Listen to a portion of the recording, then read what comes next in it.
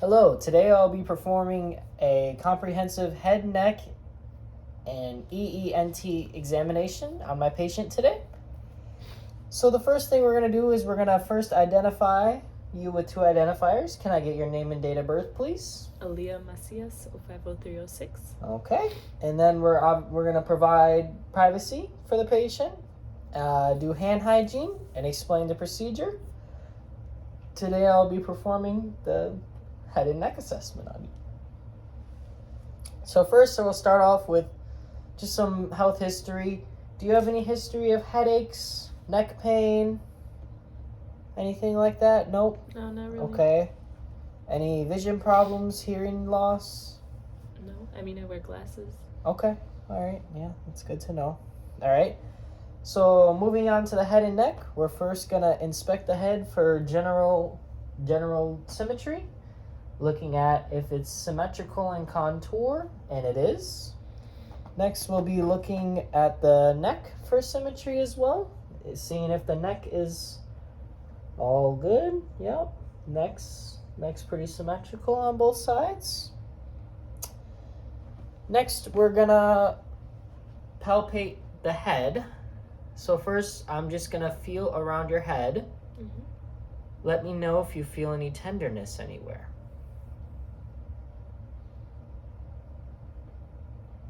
Any tenderness at all? No.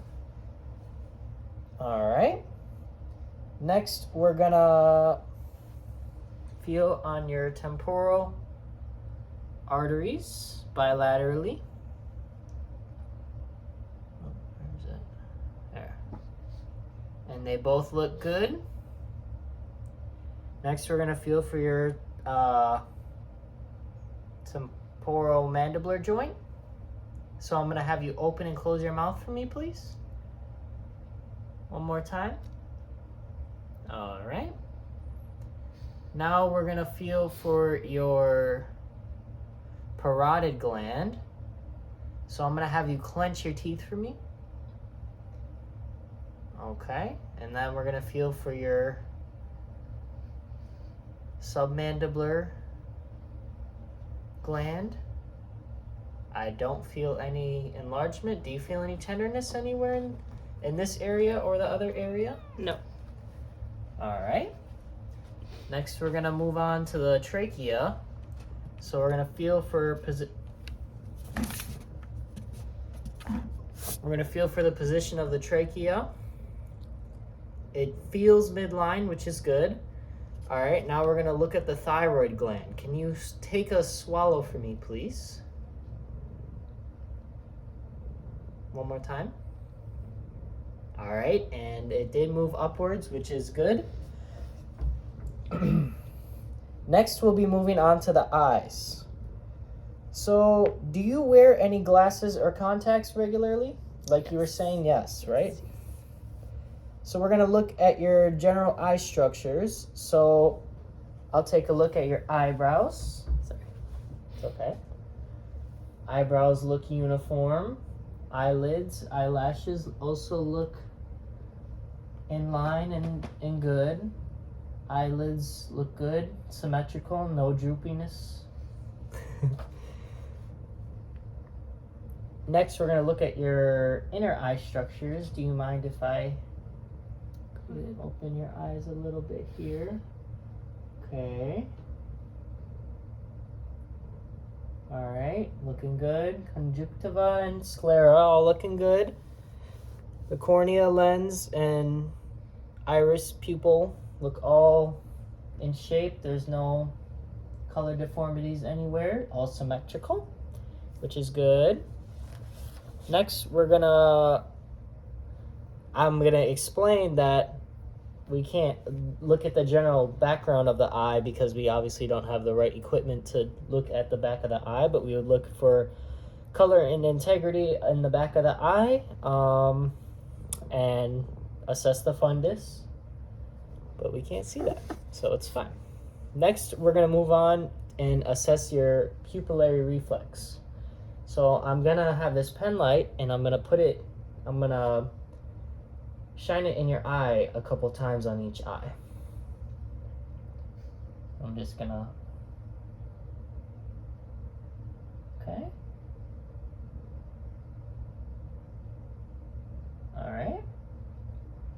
this side. Okay.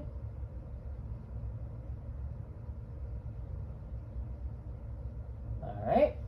So the pupils both constricted when I put the light in the eye, and the other pupil also constricted when I put it in the other eye as well. So that's good.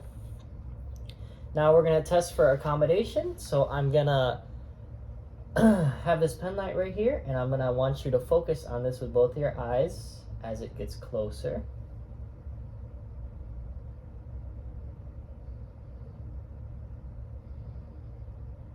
All right, and the pupils constrict. Awesome. Next, we'll be moving on to the ears. So with the ears, I'm gonna ask, do you have any hearing issues? No. No hearing issues, okay. Next, we're gonna inspect your external ear here, looking at the auricle, the other external structures, the tragus, making sure they all are color good and stuff like that. Next, we're gonna palpate your auricles, making sure that they have good movement and are not tender or anything like that. Do you feel any tenderness anywhere? No. In these areas? I'm gonna feel behind for the mastoid process. Okay, looks good. And the tragus. Alright, next I'll explain it because we don't have an otoscope. We would look with the otoscope at the cerumen, and if the cerumen is either wet or dry. Do you have dry or wet cerumen usually? I don't know. You have wet, probably wet. Looking at the different cerumen colors, and then after that, we would inspect the tympanic membrane. When we're inspecting the tympanic membrane, we really want to make sure that there's a pearly gray kind of color to it.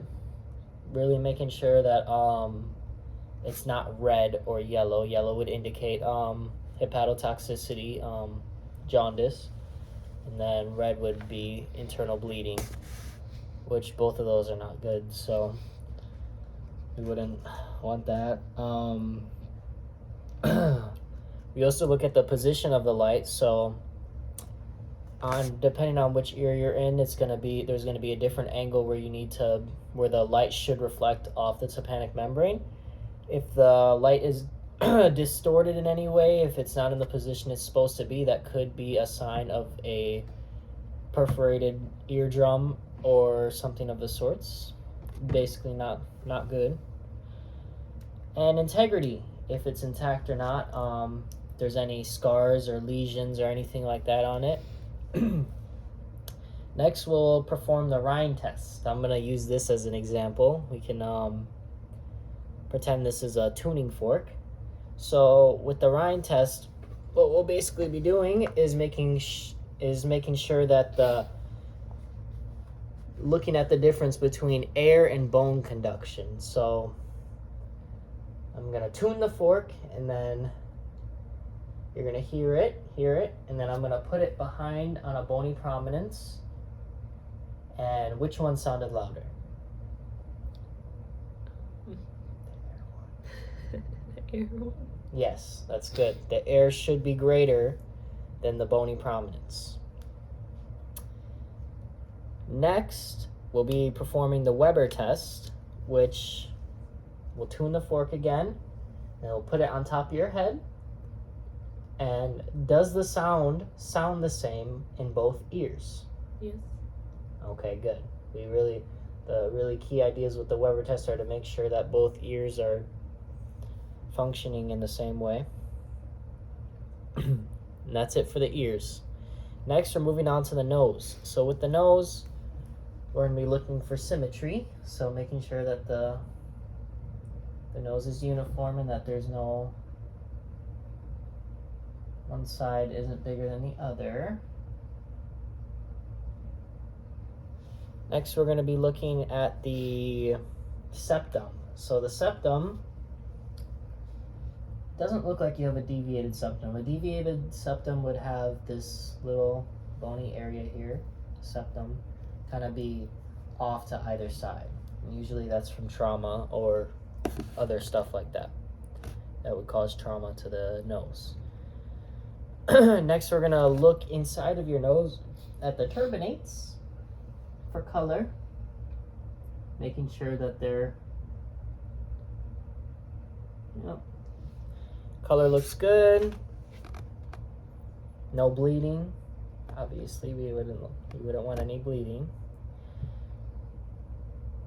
and your septum isn't perforated either, which is nice. Okay, and we're also gonna palpate each of your nostrils just to make sure that there's no lumps or tenderness. Do you feel any tenderness at all? No. Okay. And then finally, we're gonna palpate your sinuses. We're gonna palpate your frontal sinus. Do you feel any tenderness? No. Okay, and then your maxillary sinus. Do you feel any tenderness here? No. Okay, good. All right. Nose looks good. Next, we'll be moving on to the mouth and the throat. So I have to ask, do you have any mouth pain right now? No. No mouth pain, no dentures? Do you wear dentures? No, I do not. You don't wear dentures. Good. Okay. I'm going to have you open your mouth for me. And we're going to inspect your, a little wider, please. We're going to inspect your teeth, making sure your teeth look good, your tongue, looking at your hard palate, making sure the hard and soft palates are the correct colors. And then can you put your tongue down for a second? We're going to look at your tonsils, making sure the tonsils, okay, I can see the tonsils, the uvula looks good. Okay. I would give the tonsils a +1. They're visible. Oh, and then also your buccal. Your buccal, yep. I don't see any lesions or anything like that on either side, which is good. We would inspect the inner mouth, but I'm not going to be digging around in my patient's mouth right now. So we would inspect for any lesions or any bumps on the inside of the mouth, and making sure of things like that everything is looking good and everything looks good. And that's it. We would discuss any abnormal findings with our patient, but if everything looked good, which it did, then that's it. And I would document that there was no significant or abnormal findings. Thank you. Keep clicking.